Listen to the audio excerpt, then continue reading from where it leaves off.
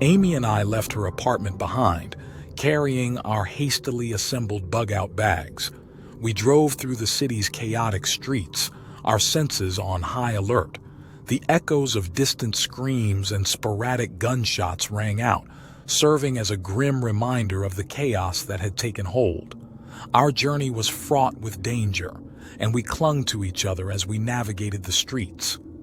As we approached Main Street, the distant wail of sirens grew louder. We exchanged a glance, and I knew we had to move quickly. The signs of an impending disaster were all around us. Moments after we turned onto the main road, chaos erupted. A convoy of military vehicles screeched to a halt nearby, and soldiers in full combat gear poured out, their weapons at the ready.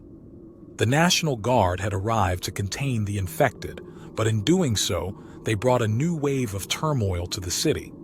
We were caught in the crossfire, bullets whizzing past us. Panic gripped us as infected individuals swarmed toward the military presence, and the soldiers responded with relentless force. We were unable to drive any further. Amy and I jumped out of the truck, grabbed our go bags, and huddled behind a car, our hearts racing. The streets had transformed into a battlefield, with the infected, the military, and the few remaining survivors caught in the crosshairs. The city that had once been our home had become a nightmare. Our only option was to run. We sprinted through the chaos, dodging bullets as well as the infected. The cacophony of violence surrounded us, and the air was thick with tension and the stench of desperation. It was a harrowing journey as we weaved through the mayhem, our survival instincts taking over. Every decision was a split-second choice, each step potentially determining our fate.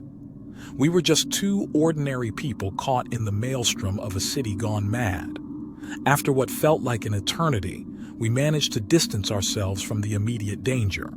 Our breathing was heavy, and we leaned against a building for a moment's respite. We were both shaken, our faces etched with fear and uncertainty. As we caught our breath, I knew we couldn't stay in the city any longer. The chaos had escalated to a point where safety was a distant memory. Amy and I spotted an abandoned car with its lifeless driver still inside. I opened the door and pulled their body out of the vehicle. We jumped into the car, our bug-out bags stowed in the back, and I started the engine. The military force was getting closer now, and we needed to escape. But where could we go? Nowhere seemed safe. With the engine revving, I made a decision. I drove toward the city limits, determined to leave the chaos behind. The roads out of the city were mostly empty, save for other abandoned vehicles.